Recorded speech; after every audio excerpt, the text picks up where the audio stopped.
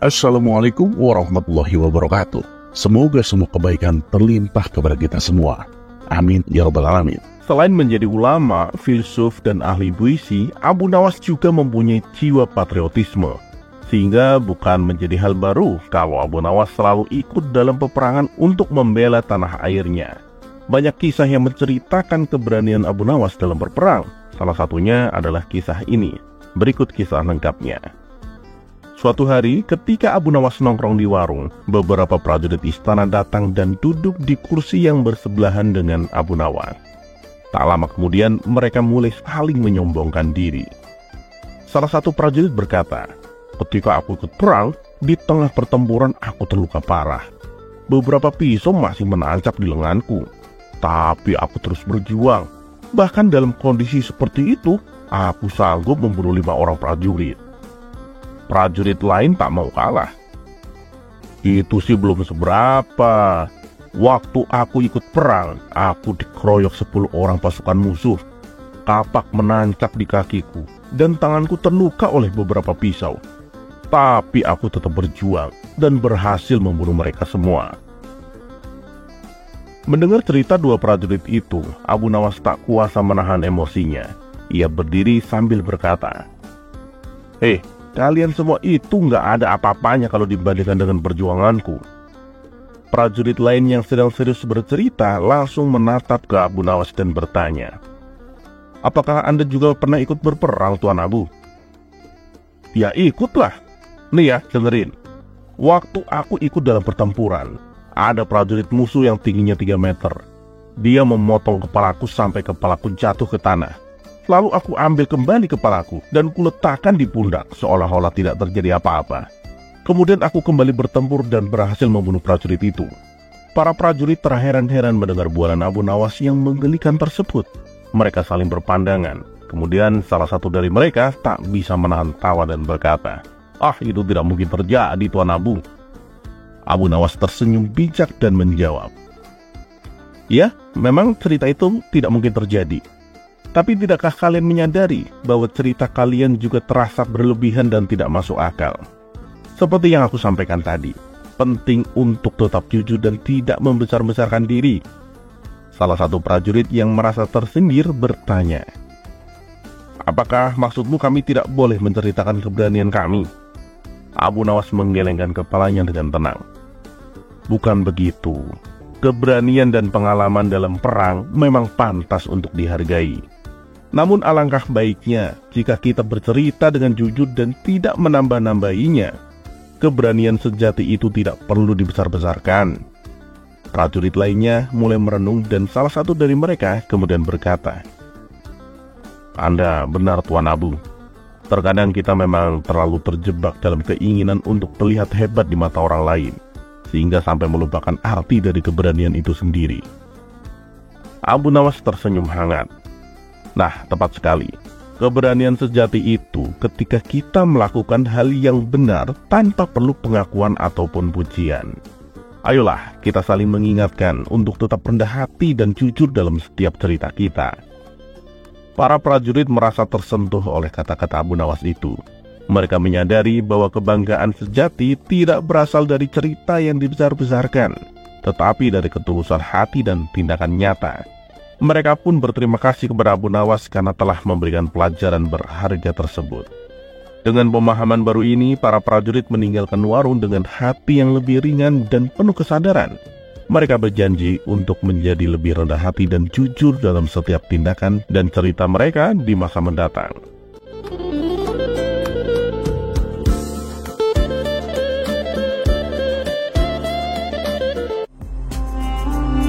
Kisah selanjutnya.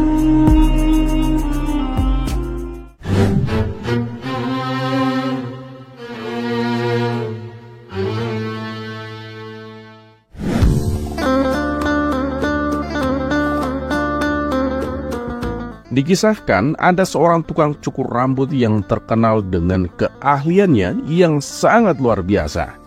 Konon katanya apabila cukur rambut di tempat itu, yang tadinya berwajah jelek seketika akan menjadi tampan. Kabar ini pun membuat masyarakat Baghdad menjadi gempar. Ada yang percaya, ada pula yang tidak percaya. Sementara Abu Nawas yang awalnya tidak memperdulikan kabar tersebut, akhirnya dibuat penasaran juga. Dan untuk membuktikan kebenarannya, Abu Nawas selalu mendatangi si tukang cukur. Setibanya di sana, Abu Nawas langsung disambutnya. "Silahkan masuk tuan. Tuan pasti ingin memotong rambut ini," kata si tukang cukur menyambutnya. "Ya, aku mau potong rambut. Aku dengar kamu itu tukang cukur yang luar biasa. Makanya aku ingin potong rambut di sini, biar kelihatan lebih muda," ujar Abu Nawas.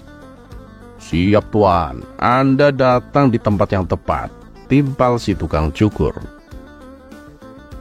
Setelah si tukang cukur selesai melakukan tugasnya, lalu ia mempersilahkan Abu Nawas untuk berkaca di cermin yang sudah disediakan. Namun Abu Nawas tak melihat perubahan pada dirinya. "Kok penampilanku masih terlihat sama? Katanya kalau cukur di sini bisa kembali muda. Ini malah hanya rambutku saja yang jadi pendek, tapi muka aku masih terlihat tua," protes Abu Nawas.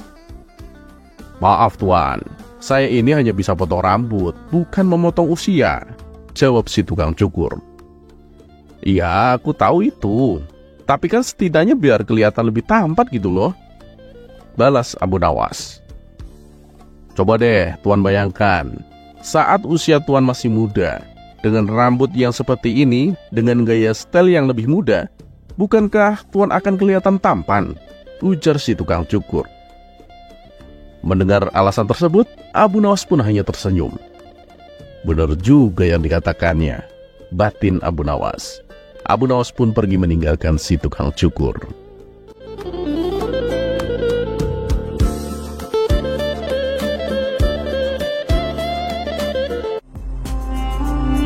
Kisah selanjutnya.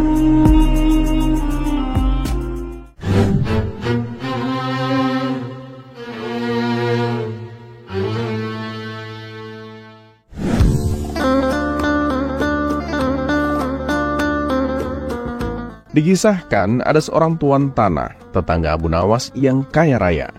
Hampir semua warga desa setempat bekerja di perkebunan milik tuan tanah tersebut. Tapi tuan tanah itu memiliki sifat yang kikir dan pelit.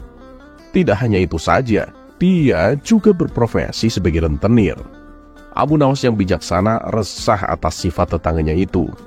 Dia berpikir keras bagaimana cara agar sang tuan tanah bertobat dan tidak melanjutkan profesi laknatnya.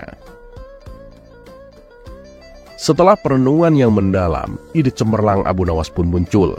Dan pada keesokan harinya, Abu Nawas menemui kawan-kawannya yang sedang asik nongkrong di warung. Dia bercerita, "Semalam aku mendapatkan wangsit dalam mimpiku yang gak bisa aku tolak." "Memangnya wangsit apa, Abu Nawas?" tanya salah satu kawannya. "Wangsit itu mengatakan bahwa apapun yang dititipkan padaku akan beranak," sahut Abu Nawas. "Beranak? Beranak di mana maksudnya?" tanya kawan-kawannya. "Ya, ketika kalian menitipkan benda padaku seperti ayam, maka dalam beberapa hari ayam itu akan beranak dan bertambah. Begitupun ketika kalian menitipkan uang atau aku meminjam uang kepada kalian, beberapa hari kemudian uang itu akan beranak dan bertambah," kata Abu Nawas dengan serius. Sebagian kawannya percaya, sebagian kawan lainnya nggak percaya. Mereka berpikir ini adalah usaha Abu Nawas agar bisa meminjam uang. "Wah, kalau begitu aku akan menitip 1 ekor kambing padamu nanti sore," kata salah satu kawan yang percaya. "Aku juga, aku mau menitip 2 dinar uang padamu," timpal kawan lainnya. Ternyata setelah 5 hari berlalu, kambing dan uang yang dititipkan kepada Abu Nawas benar-benar beranak.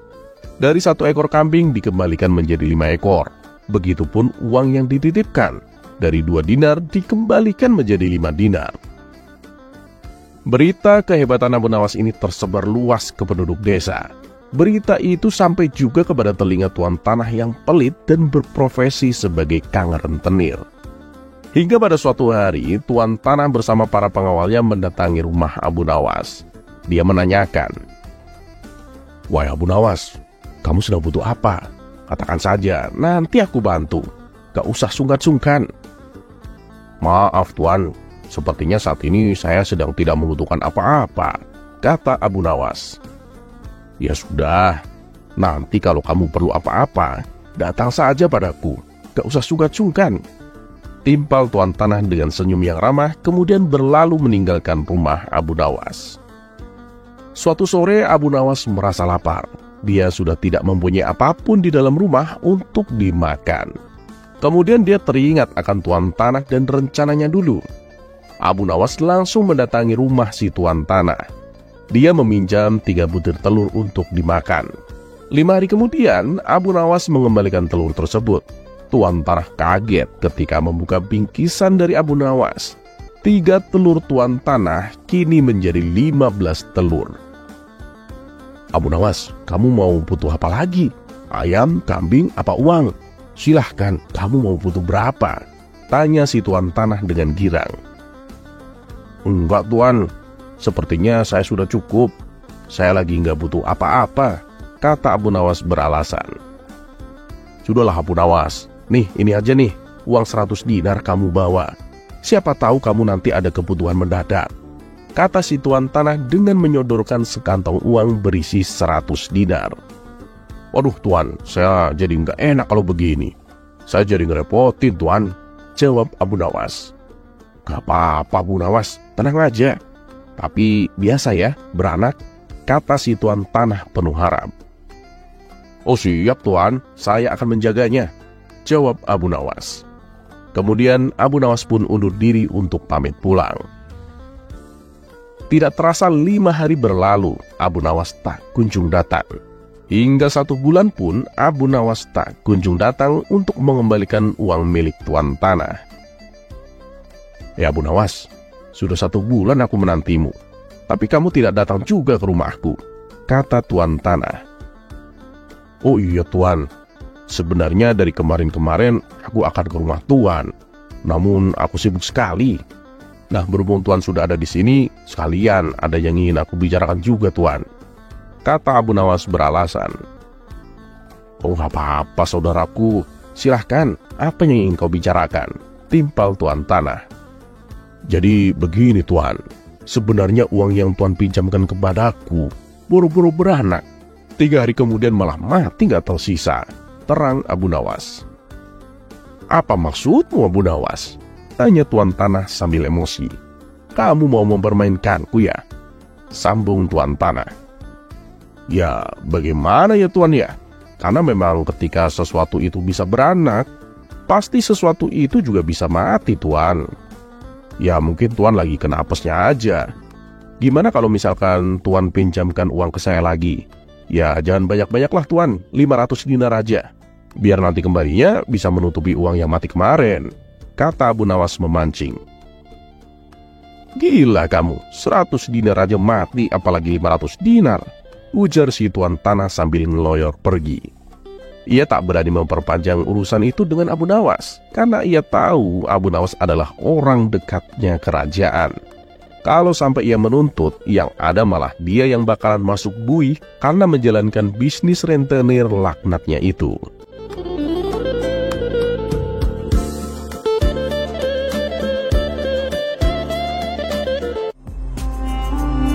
Kisah selanjutnya.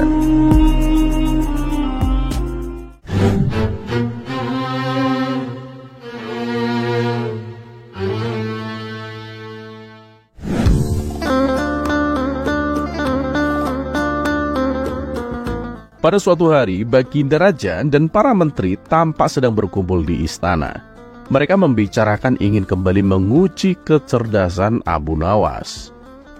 "Paduka yang mulia, untuk menghadapi Abu Nawas itu sebaiknya kita minta bantuan seorang ulama yang ilmunya lebih tinggi dan lebih cerdas," saran salah satu menteri.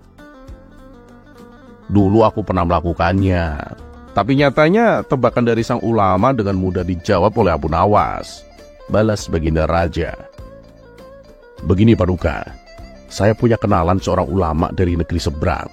Beliau itu lebih cerdas dan berilmu tinggi. Saya kira beliau bisa mengalahkan Abu Nawas, timpal sang menteri.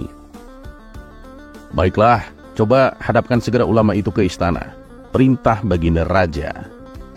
Dan besok harinya, sang menteri mengajak ulama tersebut datang ke istana untuk menghadap baginda raja. Wahai Tuan Syekh, saya membutuhkan bantuan Anda. Apakah Anda bisa membantuku? Tanya baginda raja. Siap Paduka Yang Mulia. Kiranya bantuan apa yang bisa memberikan? Tanya sang ulama. Apakah Anda punya pertanyaan yang sulit, yang jawabannya tidak mudah ditebak?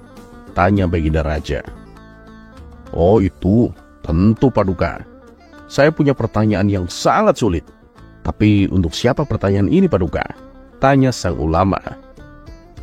Untuk Abu Nawas, aku ingin mengetes kecerdasannya. Jawab baginda raja. Apa ini ujian kecerdasan? Tanya sang ulama. Ya seperti itulah Tuan Syekh. Apakah Anda memiliki pertanyaan yang sulit? Tanya baginda raja. Insya Allah Paduka. Saya akan bertanya tentang sesuatu yang lebih jahat daripada setan. Jawab sang ulama.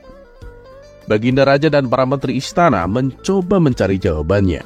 Dari pagi hingga sore tak ada satupun jawaban mereka yang benar. Boro-boro benar, mendekati benar pun tidak.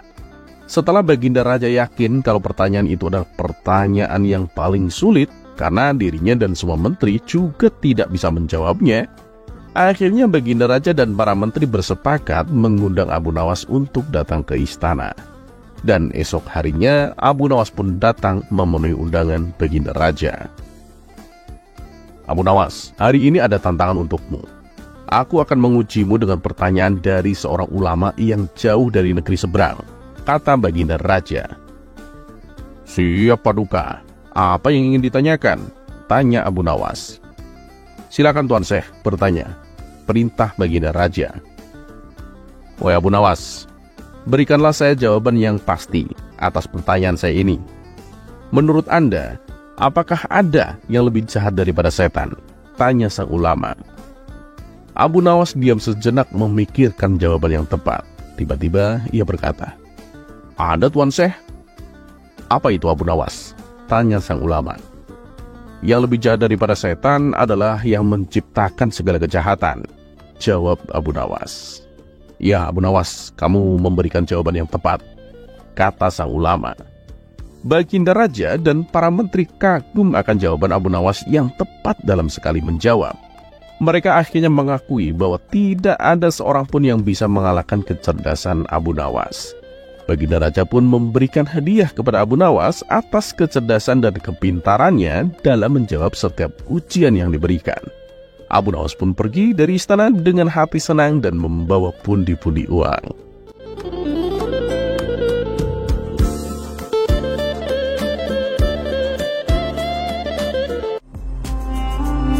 Kisah selanjutnya.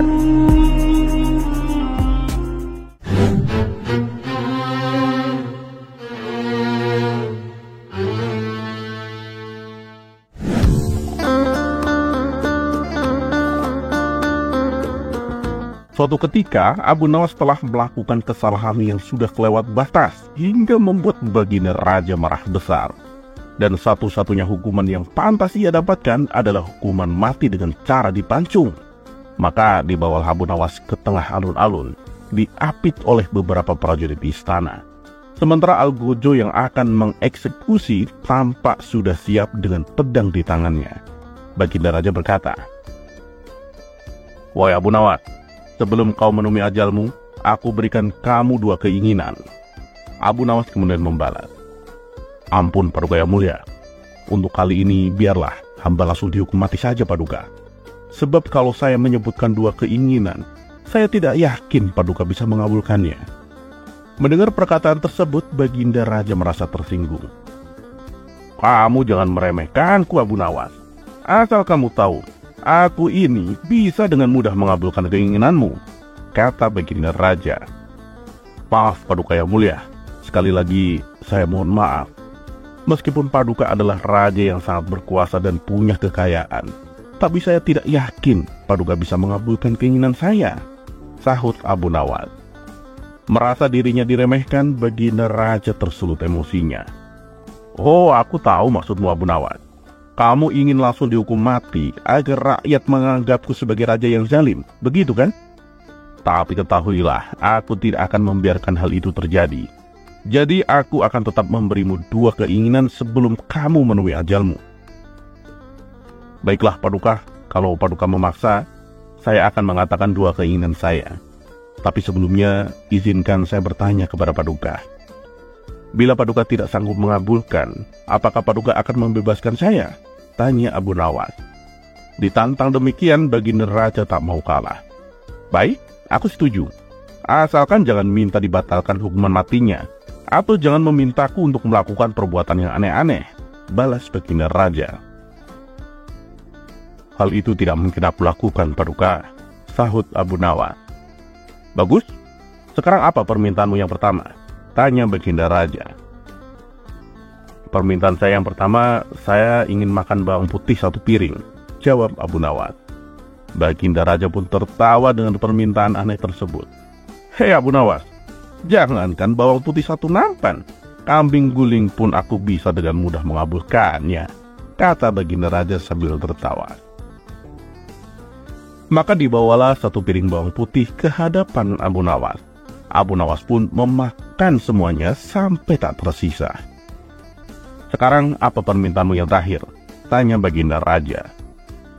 Permintaan saya yang terakhir, saya ingin mencium kedua pipi orang yang sangat saya sayangi, sekalian mengucapkan perpisahan kepadanya, jawab Abu Nawas. Oh, itu mudah. Aku akan dengan senang hati mengabulkan keinginanmu, balas Baginda Raja. Kemudian Baginda Raja menyuruh beberapa pengawal untuk menghadirkan istri dan anak-anak Abu Nawas. Maksud saya bukan mereka, Paduka, jelas Abu Nawas. Loh, lalu siapa orang yang kau maksud? Tanya Baginda Raja. Orang yang saya maksud adalah Paduka Raja sendiri, jawab Abu Nawas. Aku? Kenapa harus aku? Tanya Baginda Raja heran. Karena Paduka adalah orang yang berjasa mempertemukan saya dengan Tuhan. Tak ada salahnya kalau saya mencium kedua pipi Paduka sembari mengucapkan salam perpisahan, jawab Abu Nawas. Baginda Raja terkejut namun juga merasa tersinggung. Tapi ia juga curiga dengan niat Abu Nawas. Baiklah, jika itu yang kau inginkan, aku akan mengabulkannya, kata Baginda Raja dengan berat hati. Kemudian dipersilahkanlah Abu Nawas mendekat ke pipi Baginda Raja. Sebelum Abu Nawas menciumnya, ia berkata, Paduka yang mulia, sebelum ajalku tiba, saya ingin mengatakan. Belum sempat Abu Nawas menyelesaikan perkataannya, tiba-tiba Baginda Raja merasa bau bawang putih yang sangat menyengat. Baginda Raja ternyata sangat alergi dengan bau bawang putih, sehingga ia tak kuat menahannya dan langsung menutup hidungnya.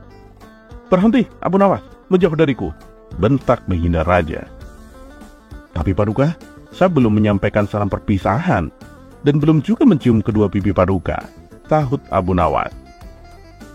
Kau gila ya, dengan bau mulut seperti itu, kau berkata tepat di depan hidungku, apalagi akan mencium pipiku.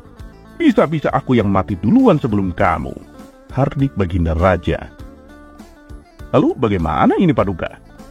Kalau Paduka tidak bisa mengabulkan keinginan saya yang kedua, berarti saya harus dibebaskan dong, sesuai dengan kesepakatan kita sebelumnya, jelas Abu Nawas dengan cerdik. Baginda Raja merasa terpojok. Ia tahu jika tidak menepati janjinya, maka akan dianggap tidak adil oleh rakyatnya. Abu Nawas, ada-ada saja caramu untuk lolos dari hukuman, gerutu Baginda Raja. Akhirnya berkat akal cerdiknya, Abu Nawas kembali dibebaskan dari hukuman mati.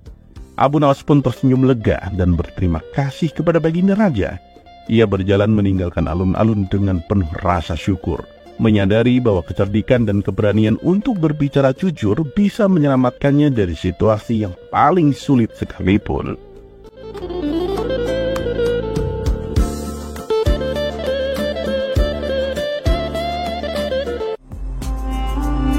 Kisah selanjutnya.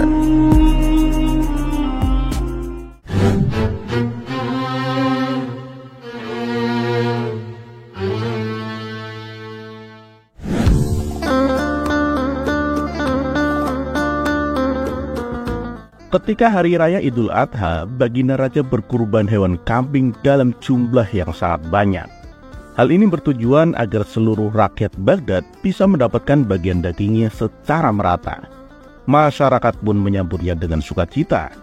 Setelah acara pemotongan hewan kurban selesai, tibalah saatnya pembagian daging kepada masyarakat.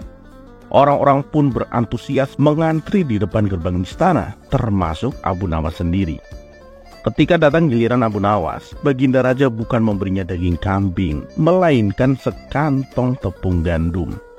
Tentu saja Abu Nawas menolaknya.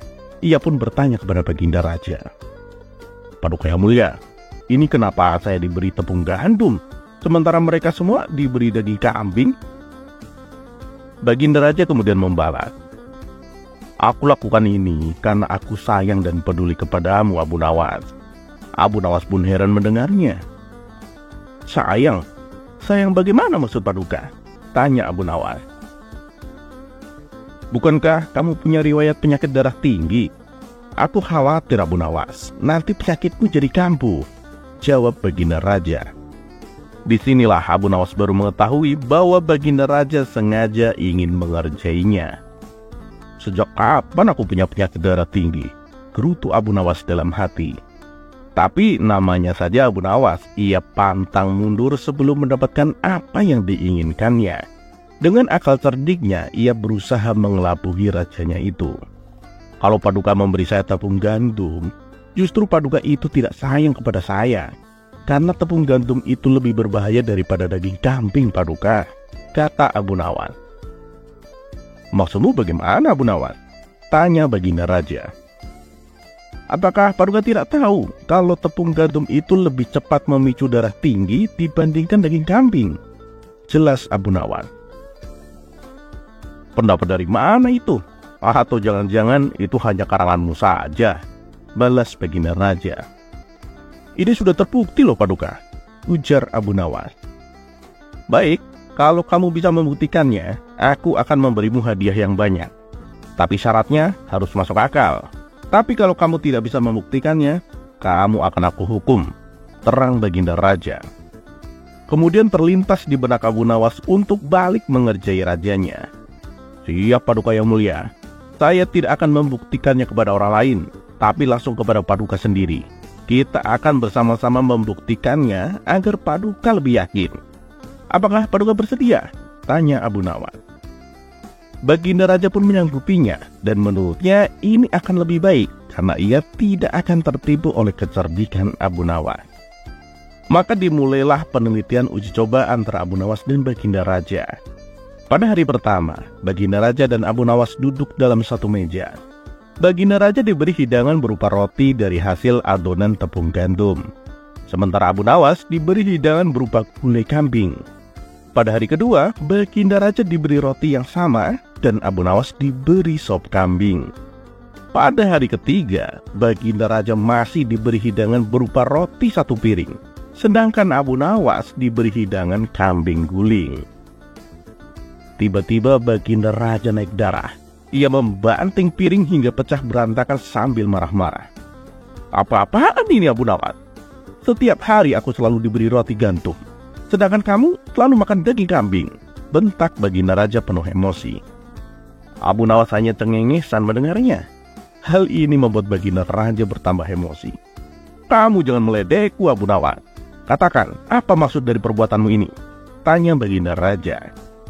Dengan tenang Abu Nawas menjawab, "Nah, sekarang Paduka sudah membuktikannya sendiri bahwa tepung gandum itu lebih cepat mengakibatkan tekanan darah tinggi ketimbang daging kambing. Bagaimana? Apakah Paduka sudah percaya?" Baginda raja yang tadinya emosi seketika tersadar dan berubah menjadi tawa. "Sialan kamu, Abu Nawas. Ternyata aku masih saja dikelabui," kata baginda raja sambil tertawa. Dan sesuai dengan kesepakatan, Abu Nawas pun diberi hadiah pundi-pundi uang dan seekor kambing sebagai gantinya jatah daging kurban.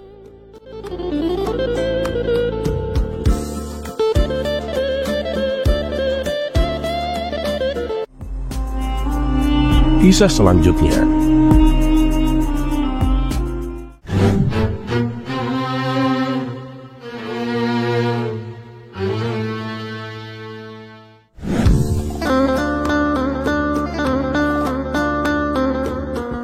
Suatu hari Abu Nawas yang terkenal dengan kelakuannya yang nyeleneh dan suka berbuat konyol diajak berbincang-bincang oleh Baginda Raja di aula kerajaan.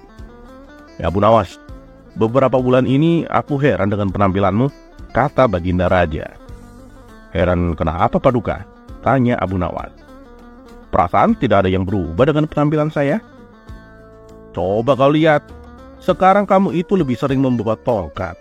Padahal usiamu kan belum terlalu tua Abu Nawas," ujar Baginda Raja. "Oh soal itu, jangan salah Paduka.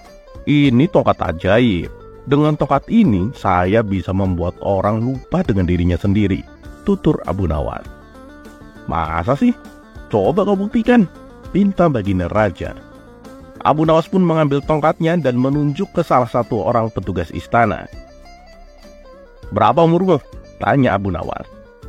Petugas itu bingung dan tidak tahu harus menjawab apa, mengingat yang bertanya adalah Abu Nawas, orang yang terkenal dengan tingkah konyolnya.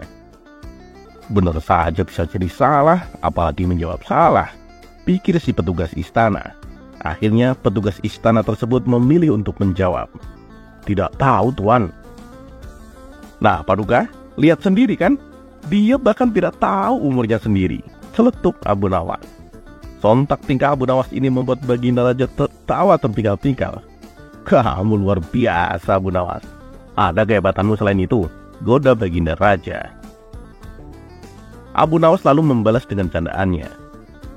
"Ini Paduka, mungkin bagi sebagian orang ketika jatuh sakit dia akan menjadi lemah tak berdaya. Seluruh tubuhnya mungkin menjadi demam dan menggigil. Tapi kalau saya yang jatuh sakit, justru membuat rumah saya itu aman dari aksi pencurian. Pencuri tidak akan berani masuk Paduka." Baginda Raja pun heran mendengarnya. "Kenapa bisa begitu Abu Nawas? Apakah dengan kamu sakit kekuatanmu malah jadi bertambah?" "Bukan itu Paduka. Tapi karena sepanjang malam saya kan batuk terus-menerus, sehingga bila ada pencuri yang hendak masuk ke rumah saya, dia pasti tidak akan berani. Dia mengira kalau saya sudah siap sedia untuk menangkapnya," jawab Abu Nawas. Untuk kedua kalinya, Baginda Raja dibuatnya tertawa terbahak-bahak. Ia pun memberikan hadiah kepada Abu Nawas sebagai penghibur dirinya.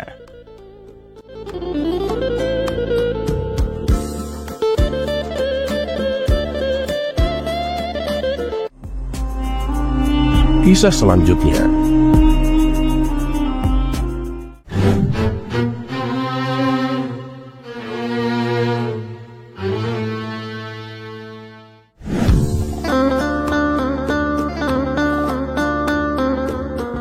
Usaha Baginda Raja untuk mengerjai Abu Nawas seakan tidak ada habisnya. Walaupun berkali-kali Baginda Raja yang kalah dan menanggung malu, tapi hal itu tak menjadikannya kapok berurusan dengan Abu Nawas.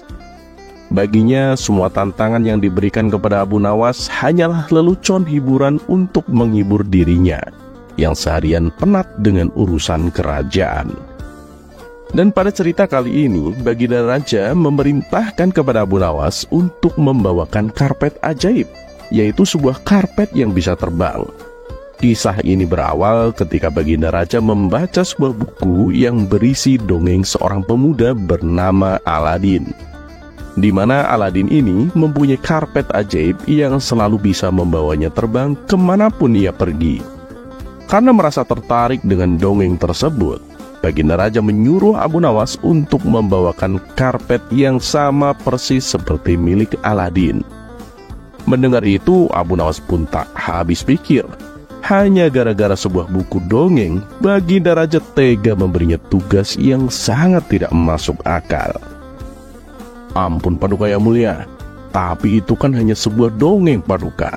Jadi karpet yang dimiliki Aladin itu mustahil ada di kehidupan nyata Paduka," ujar Abu Nawas.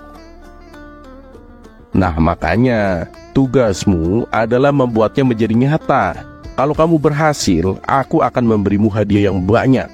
Tapi awas, kalau sampai gagal, kamu akan aku hukum," ancam Baginda Raja. Mau tidak mau, Abu Nawas pun harus melaksanakan perintah konyol rajanya tersebut. "Kamu gak usah khawatir Abu Nawas. Aku tidak akan memberimu tugas baru setelah kamu menyelesaikan tugas ini. kata Baginda Raja. Dengan langkah gontai, Abu Nawas pergi meninggalkan istana. Di sepanjang perjalanan pulang, ia terus memikirkan bagaimana caranya supaya bisa lolos dari hukuman. Dan setibanya di rumah, sang istri memberi kabar bahwa tetangganya mengalami kecelakaan. Ia terjatuh dari pohon yang lumayan tinggi ketika mencari kayu bakar di hutan.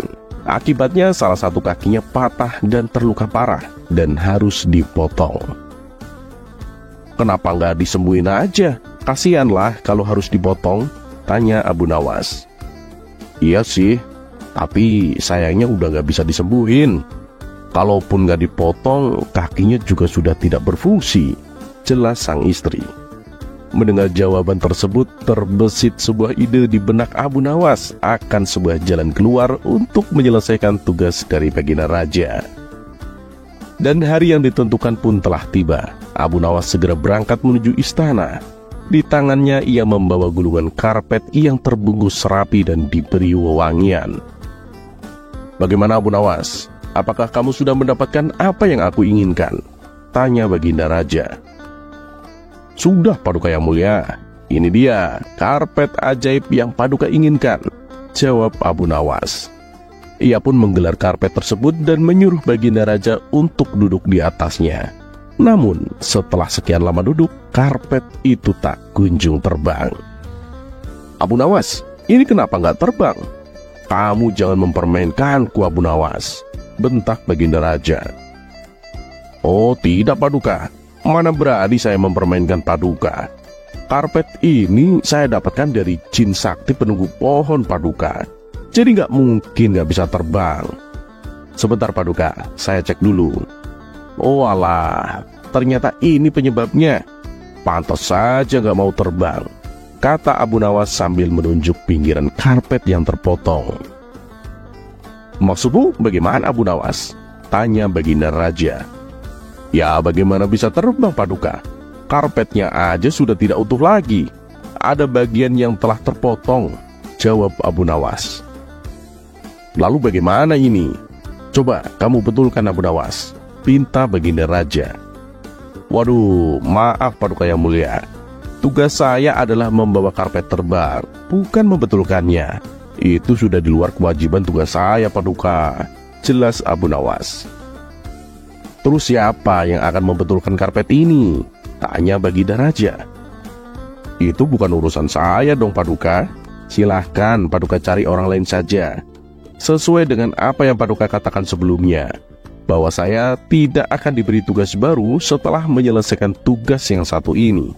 Dan tugas saya adalah membawa karpet ajaib yang bisa terbang, bukan membuat karpetnya supaya bisa terbang, balas Abu Nawas.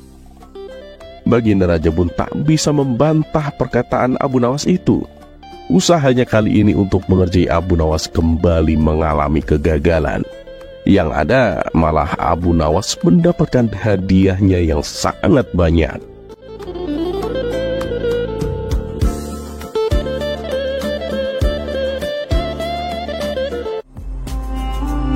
Kisah selanjutnya.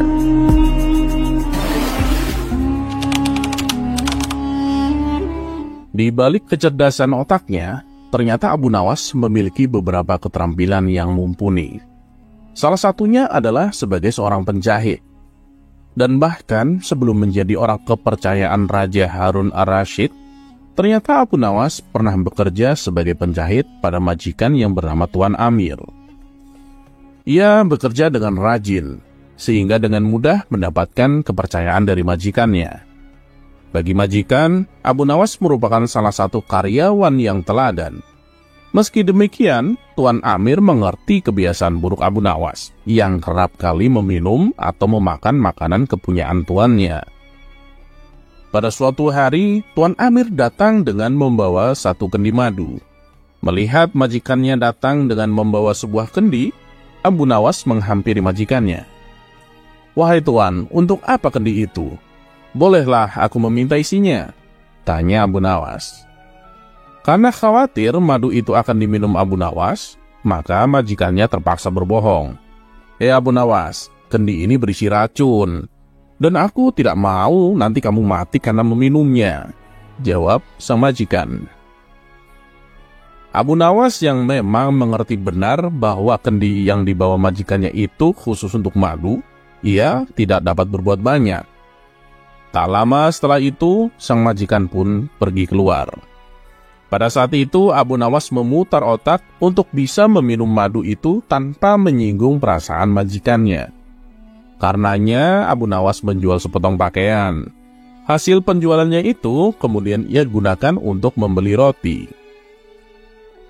Setibanya di tempat kerja, roti itu dimakan dengan menggunakan madu milik sang majikan. Hingga tak terasa, madu itu pun habis diminum Abu Nawas.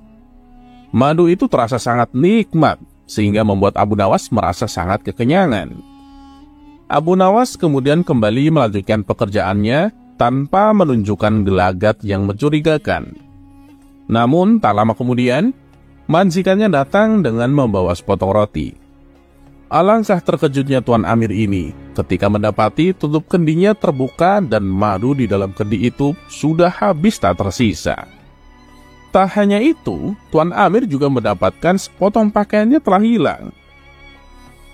Ini pasti ulah Abu Nawas, gumamnya dalam hati.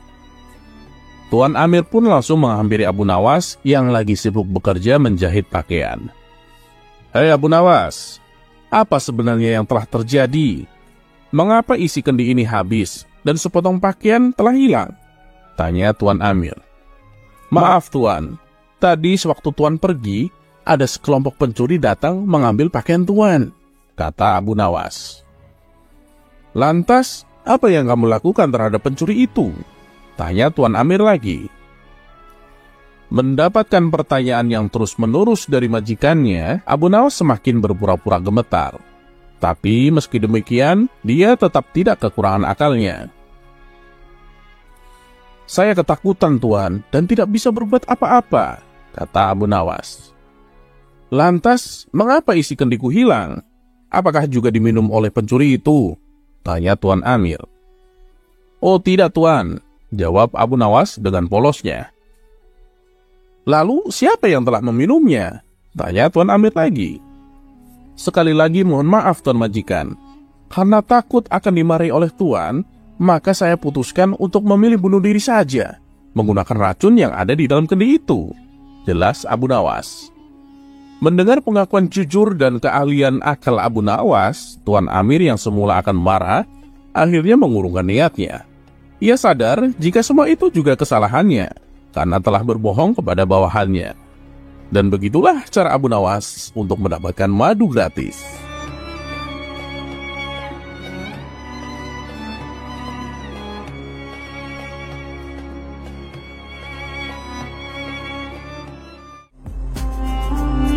Kisah selanjutnya.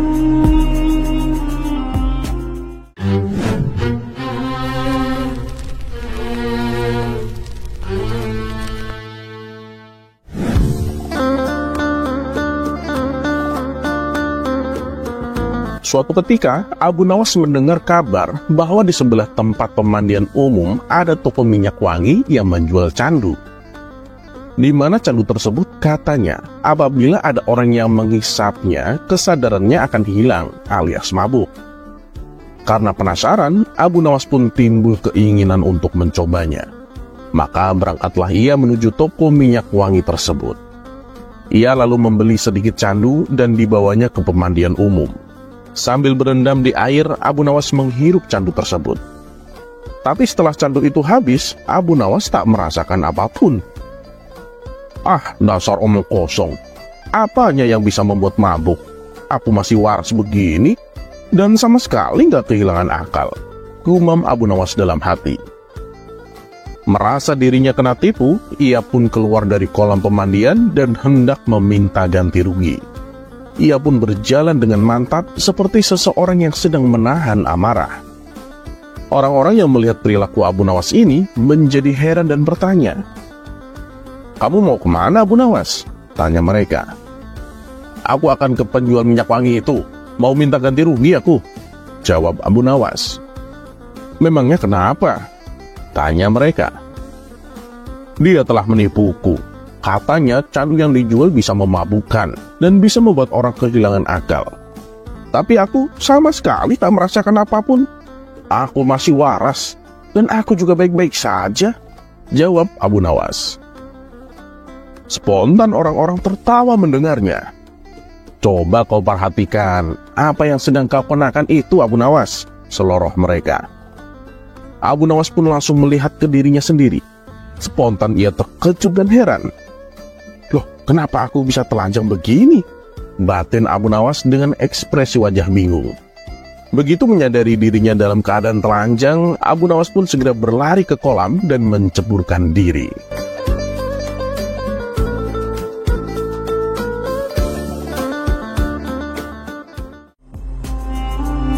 Kisah selanjutnya.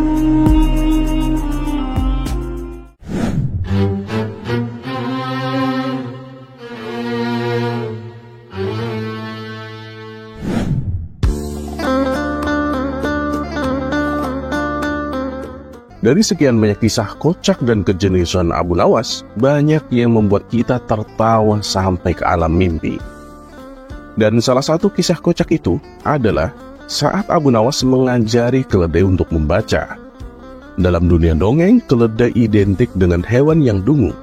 Tapi oleh Abu Nawas menyulapnya menjadi hewan yang pintar dan bisa membaca. Berikut kisahnya. Pada suatu hari, seorang menteri tiba-tiba punya niat jelek kepada Abu Nawas.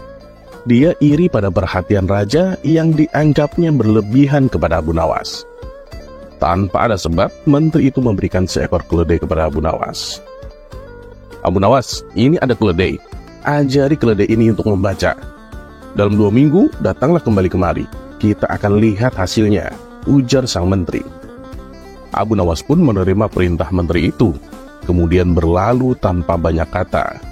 Tapi dalam hati, dia merasa cemas dan bertanya-tanya, apakah bisa menuruti kemauan sang menteri gendeng itu? Apakah ini satu di antara tipu dayanya untuk menghancurkan nama baikku? Tanya Abu Nawas dalam hati. Meski demikian, dia tetap berusaha tenang, dan 2 minggu kemudian, dia kembali ke istana. Tanpa banyak bicara, menteri mengajaknya menghadap Baginda Raja Harun Ar-Rasyid. Paduka Yang Mulia, izinkan saya akan memperlihatkan siapa sesungguhnya diriku ini, kata menteri itu. Menteri, ada apa dengan dirimu? Bentak Raja Harun Ar-Rasyid. Tenang Paduka, saya akan menantang Abu Nawas di hadapan Paduka, yang katanya keledai Abu Nawas ini bisa membaca. Hanya orang bodoh saja yang percaya itu. Kalau sampai keledai itu tak bisa membaca, berarti hari ini Paduka akan tahu kecerdasan akalku sesungguhnya. Sangat mengungguli kecerdasan si Abu Nawas ini, ucap menteri itu dengan pola. Wah, apa yang bakal dibuat menteri gendeng ini? Kata Abu Nawas dalam hati. Baiklah, keputusannya bila satu di antara kalian menang, maka ia memiliki hak memperoleh sekantung dinar ini. Namun untuk yang kalah akan dihukum 3 bulan di dalam penjara, tutur Raja Harun. Tanpa bisa mengelak, Abu Nawas pun terpaksa menyanggupi permintaan aneh ini. Tiba-tiba menteri itu menunjuk ke satu buku besar. Coba tunjukkan, kalau keledai itu dapat membaca. Kamu kan cerdas dalam segala hal, Abu Nawas, pinta menteri itu kepada Abu Nawas. Abu Nawas lalu menggiring keledainya ke buku itu. Ketika sampul dibuka, kemudian si keledai memandang buku itu. Selang beberapa saat, mulai membalik halaman demi halaman dengan lidahnya. Buku itu terus-terusan dibalik, lembar demi lembar, hingga halaman paling akhir. Setelah tak ada lagi lembar yang harus dibuka, keledai itu pun memandang Abu Nawas. Demikianlah Paduka, keledaiku bisa membaca, kata Abu Nawas. Mendengar kata-kata Abu Nawas, sang menteri kembali angkat bicara. Bagaimana caramu mengajari dia membaca? Tanya sang menteri. Jadi sesampainya saya di rumah, saya siapkan lembaran-lembaran besar serupa buku, serta saya sisipkan biji-biji gandum di dalamnya, jawab Abu Nawas. Nah, keledai itu harus belajar membalik-balikan halaman agar bisa memakan biji-biji gandum itu, hingga ia terlatih benar untuk membalik-balik halaman buku dengan benar. Abu Nawas melanjutkan. Tapi tunggu dulu, keledai ini kan cuma membolak-balik halaman buku. Emang dia ngerti apa isi buku itu? Bantah sang menteri dengan senyuman sinis. Lah, ya memang demikian cara keledai membaca. Dia cuma membolak-balikan halaman tanpa tahu isinya, jawab Abu Nawas dengan enteng. Coba, bila kita membuka-buka buku tanpa tahu isinya, kita disebut setolan keledai kan? Kata Abu Nawas lagi. Dan jawaban Abu Nawas ini memperoleh anggukan dari baginda Raja Harun ar-Rasyid. Raja tahu, sepintar-pintarnya hewan, tak akan mampu menjadi sesempurna manusia. Cuma manusia bodoh saja yang tak mau memakai akalnya untuk berpikir. Dan pada akhirnya Abu Nawas pun memperoleh hadiah sekantung dinar. Sedangkan menteri gendeng itu masuk ke dalam penjara. Tapi karena si menteri masih kerabat dekat dengan Raja Harun, ia pun hanya semalaman di penjara, yang padahal aslinya harus 3 bulan. Terlepas apakah cerita ini adalah cerita fiksi atau kenyataan, karena hikmah adalah barang hilang seorang muslim. Di mana ia menemukannya, maka ia berhak mengambilnya.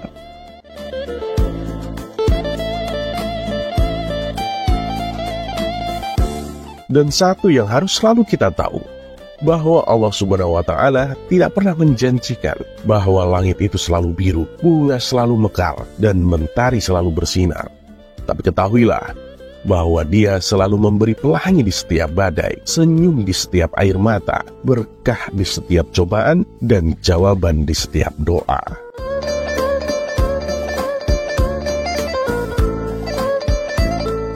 Dan seperti biasa, terima kasih. Wassalamualaikum warahmatullahi wabarakatuh.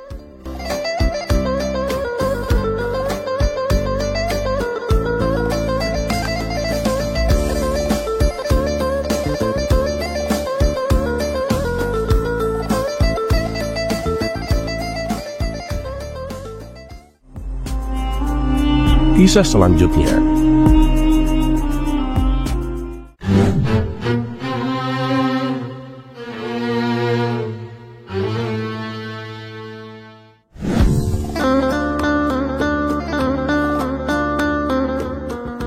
Memang semua sudah tahu dan kagum akan kecerdasan Abu Nawas. Tak ada yang meragukannya sama sekali.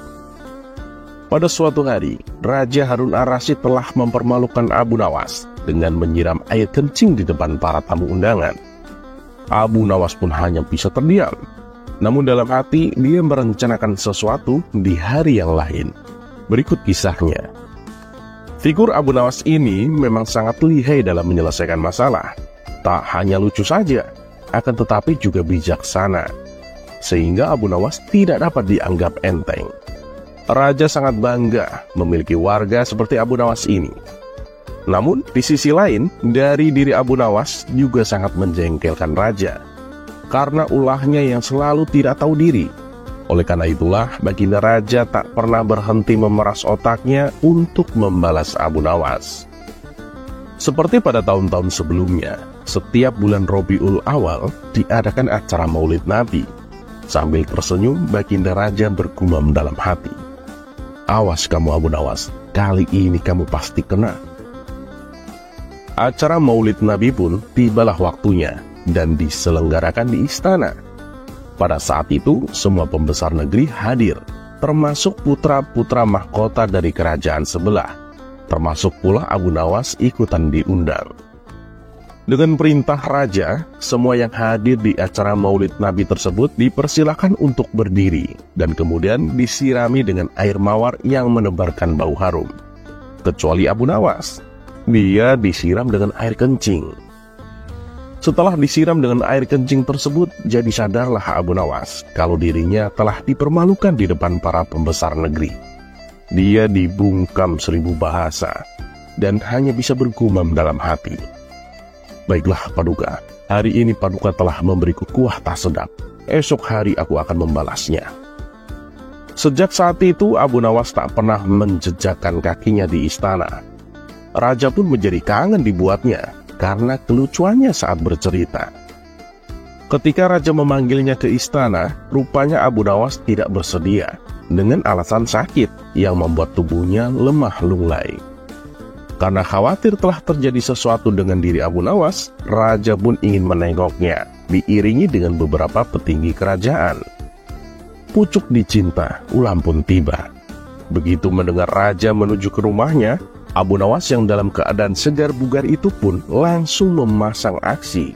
Matanya terpejam, badan tergeletak lemah lunglai.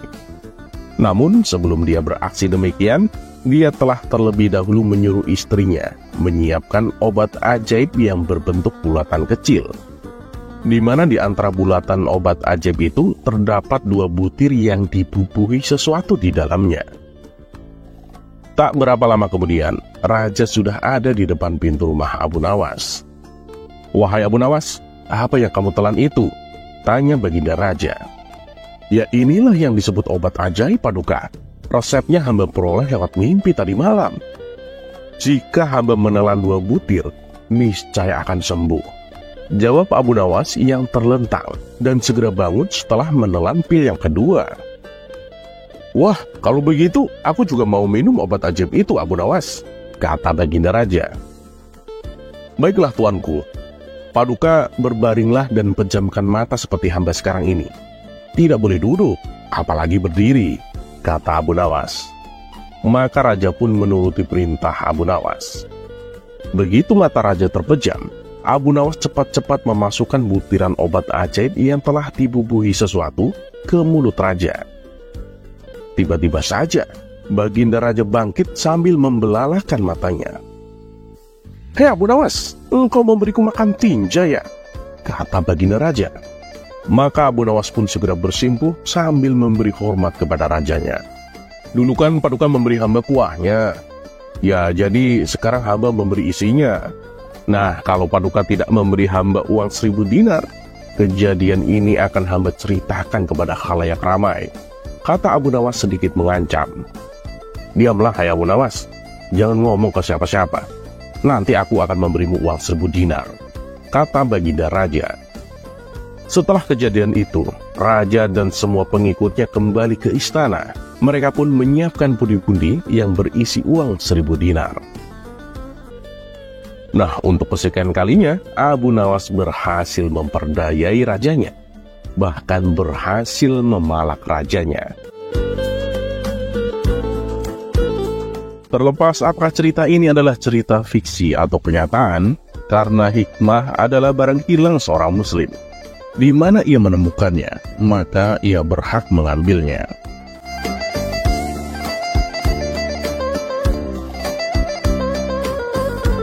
Dan satu yang harus selalu kita tahu, bahwa Allah Subhanahu wa Ta'ala tidak pernah menjanjikan bahwa langit itu selalu biru, bunga selalu mekar, dan mentari selalu bersinar. Tapi ketahuilah bahwa Dia selalu memberi pelangi di setiap badai, senyum di setiap air mata, berkah di setiap cobaan, dan jawaban di setiap doa.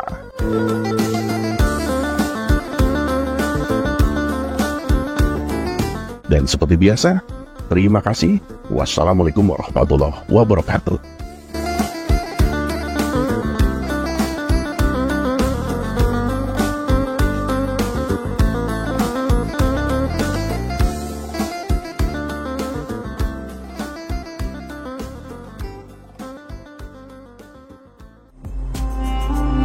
Kisah selanjutnya.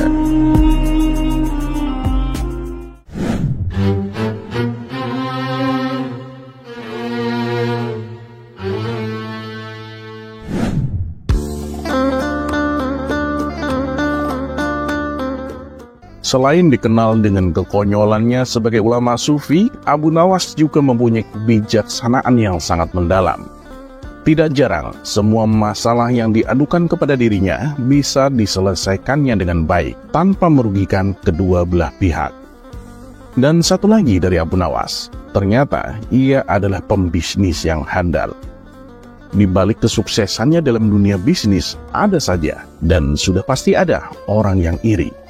Siapa lagi kalau bukan tetangganya yang bernama Abu Jahil. Persaingan bisnis antara Abu Nawas dan Abu Jahil semakin ketat, dan beberapa kali sudah terjadi gesekan-gesekan percikan api yang hampir saja menyulut amarah dan pertikaian berdarah. Bahkan tak jarang Abu Jahil menggunakan cara-cara kotor demi ambisinya untuk menyaingi bisnis Abu Nawas. pernah Abu Jahil tertangkap basah. Di tengah malam ia bolak-balik di halaman rumah Abu Nawas, sembari menaburkan sesuatu dari kantong bajunya. Sungguh persaingan yang sudah tidak sehat sama sekali. Dan pada suatu masa, kebun Abu Nawas menghasilkan panen buah labu yang banyak. Begitu juga dengan kebun milik Abu Jahil. Kemudian Abu Nawas menjual hasil panennya di pinggir jalan yang banyak dilalui orang. Dalam sehari, Abu Nawas bisa mendapatkan keuntungan yang banyak. Melihat hal itu, Abu Jahil pun menjadi iri. Ia lalu menjual buah labunya bersebelahan dengan tempat Abu Nawas. Akan tetapi, dagangan Abu Jahil sepi pembeli, sedangkan Abu Nawas ramai dengan pembeli.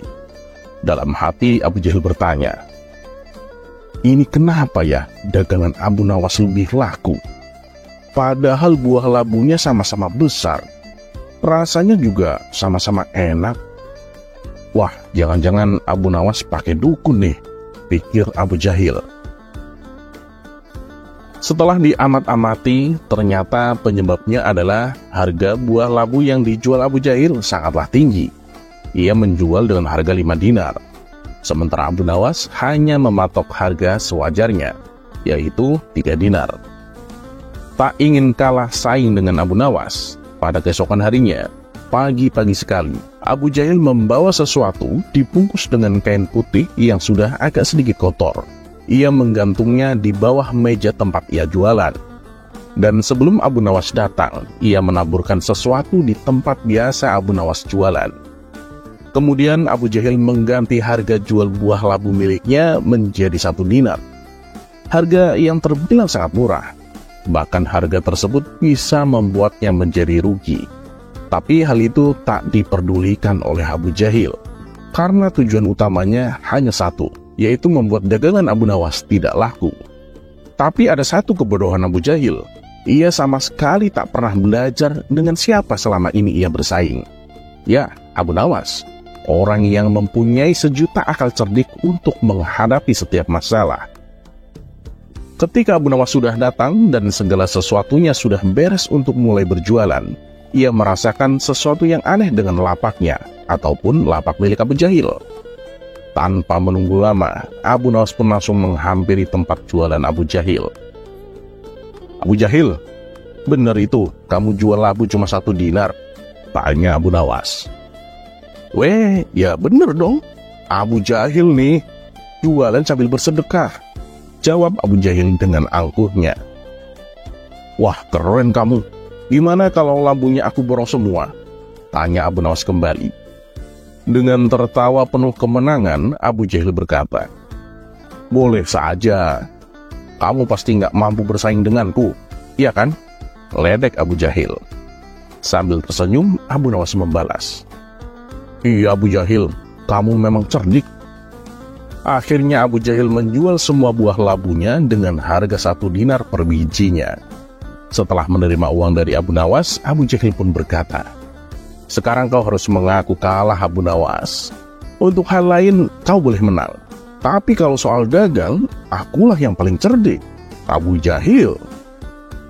Mendengar pengakuan Abu Jahil, Abu Nawas hanya menanggapinya dengan senyuman. Kemudian Abu Nawas kembali berjualan. Tapi tanpa Abu Jahil sadari, sebenarnya disinilah strategi marketing Abu Nawas berjalan dengan sangat mulus. Harga labu yang tadinya Abu Nawas jual 3 dinar, kini dinaikkan menjadi 4 dinar. Karena tak ada lagi penjual buah labu selain Abu Nawas, orang-orang pun bersedia membelinya. Menyadari hal itu, sontak Abu Jahil terkejut. Tapi ia tak bisa berbuat apa-apa, sebab semua buah labunya sudah diborong oleh Abu Nawas. "Wah, si Alin, kok malah aku yang kalah? Gimana ceritanya ini?" gerutu Abu Jahil. Terlepas apakah cerita ini adalah cerita fiksi atau kenyataan, sebagai seutuhnya manusia, tidaklah pantas apabila kita merasa iri dan dengki dengan pencapaian orang lain, apalagi tetangga kita sendiri, apapun bentuknya itu. Maka beristighfarlah. Semoga bermanfaat, dan seperti biasa, terima kasih. Wassalamualaikum warahmatullahi wabarakatuh.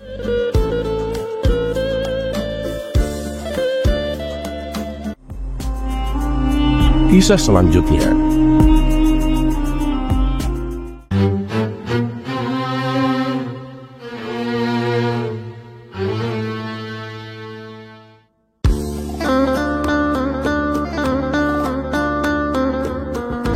Gak cuma masalah agama, Abu Nawas ini terkenal juga mahir dalam masalah bisnis dan politik. Bahkan masalah bangun-membangun, Abu Nawas gak kalah mahirnya. Bisa dibilang si Sufi satu ini bisa dalam segala hal. Apalagi kalau hanya dengan masalah masak-masak atau membuat suatu makanan. Abu Nawas mengklaim bahwa dirinya adalah ahli dari segala ahli. Dan kisah kali ini menceritakan tentang kepiawaian Abu Nawas, khususnya dalam membuat makanan. Yang mana pada suatu hari, istri Abu Nawas dan kawan-kawannya sedang berkumpul di rumah Abu Nawas, tepatnya di ruang tamu.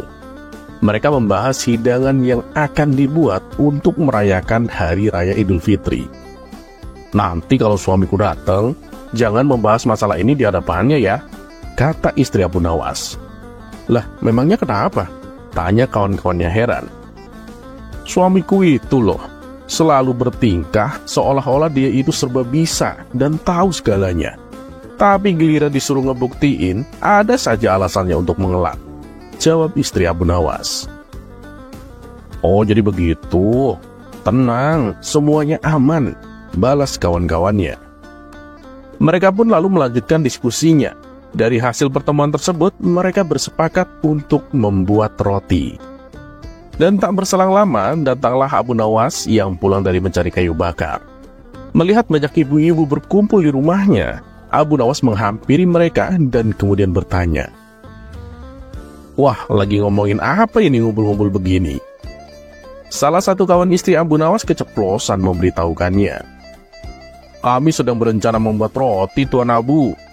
Mendengar itu, dengan penuh percaya diri, Abu Nawas berkata di hadapan mereka, "Wah, kebetulan sekali. Gak salah kalau aku ikut bergabung. Lagi pula aku ini pembuat roti yang paling hebat di dunia." Mendengar Abu Nawas nyerocos begitu, sang istri membalas, "Ah, yang bener. Sudah bertahun-tahun aku menikah denganmu. Gak pernah aku melihatmu membuat roti." Abu Nawas pun menjawab, "Oh itu.